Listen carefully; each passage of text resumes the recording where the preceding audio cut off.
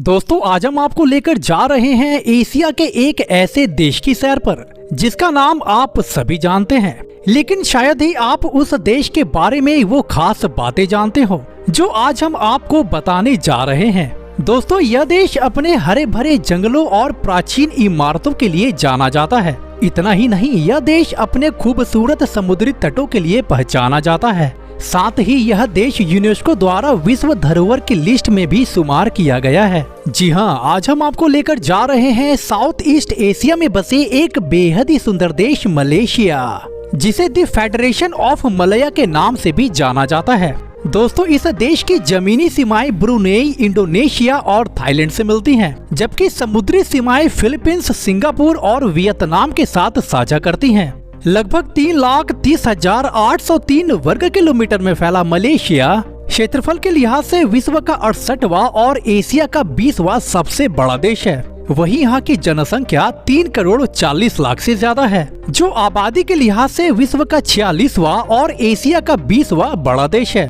आपको बता दें, मलेशिया की पूरी आबादी का तकरीबन 77% लोग शहर में रहते हैं, जबकि 23% लोग गांव में बसे हुए हैं। दोस्तों बात अगर यहाँ की पॉपुलेशन डेंसिटी की जाए तो 104 लोग आपको पर स्क्वायर किलोमीटर में नजर आएंगे। मलेशिया जिसका कॉलिंग कोड +60 है और यहाँ के लोग बाईं ओर गाड़ी चलाते हैं। दोस्तों देश में चलने वाली करेंसी को मलेशियन रिंगिट कहा जाता है, जो यूरो और डॉलर से काफी सस्ती है। यानी एक मलेशियन रिंगिट भारत के 17 रुपए के आसपास है। दोस्तों कुआलालंपुर मलेशिया की राजधानी है, जिसे शॉर्ट में KL भी कहा जाता है, जो मलेशिया का सबसे बड़ा शहर माना जाता है, जिसका टोटल एरिया 243 वर्ग किलोमीटर है। साथ ही इस शहर की आबादी 86 लाख से ज्यादा है, जो दुनिया की सबसे ज्यादा आबादी वाले शहरों की सूची में 44वें नंबर पर आता है। वैसे दोस्तों आपको ये भी बताना जरूरी है कि मलेशिया की दूसरी नई राजधानी भी है, जिसे पुत्रजया के नाम से जाना जाता है। दोस्तों मलय इस देश की आधिकारिक भाषा है, लेकिन यहाँ के ज्यादातर क्षेत्रों में अंग्रेजी भाषा का ही प्रयोग किया जाता है।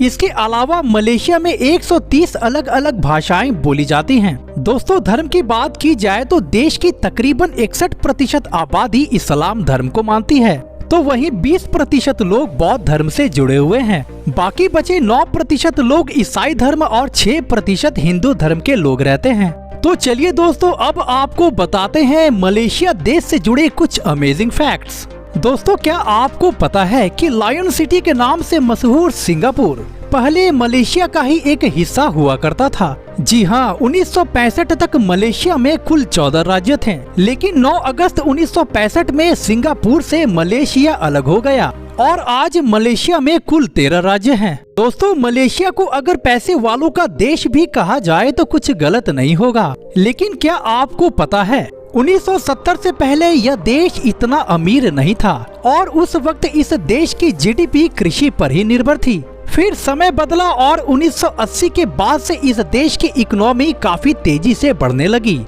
और आज मलेशिया साउथ ईस्ट एशिया के सबसे अमीर देशों में गिना जाता है। दोस्तों मलेशिया देश में कुल 178 द्वीप हैं, जिसमें से कुछ द्वीपों पर ही यहाँ की आबादी बसी हुई है, लेकिन अभी भी कुछ द्वीप ऐसे हैं जो बिल्कुल वीरान हैं। दोस्तों मलेशिया देश को अपनी प्राकृतिक सुंदरता के लिए भी जाना जाता है। आपको बता दें यहाँ का सबसे ऊंचा पर्वत माउंट किनाबालू है, जिसकी ऊंचाई 4095 मीटर है। इतना ही नहीं, मलेशिया का पिनांग ब्रिज मलेशिया का पहला सबसे लंबा और एशिया का तीसरा सबसे लंबा पुल माना जाता है, जिसकी लंबाई 13,500 मीटर है। दोस्तों दुनिया में सबसे ज्यादा किंग कोबरा मलेशिया में ही पाए जाते हैं और दुनिया का सबसे लंबा कोबरा भी मलेशिया में ही पाया जाता है, जो कि करीब 19 फीट लंबा होता है। दोस्तों मलेशिया एक ऐसा देश है जहां लोग मौज मस्ती करने आते हैं, नशे में चूर रहने आते हैं। यहाँ पर आपको बेहतरीन क्लब्स भी नजर आएंगे और यहाँ की नाइट लाइफ बहुत ज्यादा बदनाम है। इतना ही नहीं, यहाँ पर एक बाजार लगता है जहाँ पर खूबसूरती बेची जाती है।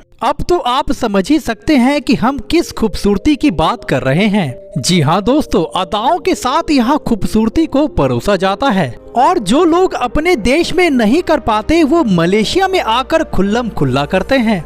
तो दोस्तों आज के लिए बस इतना ही। चलिए तो आपसे फिर मिलते हैं एक नए वीडियो में। जय हिंद, जय भारत।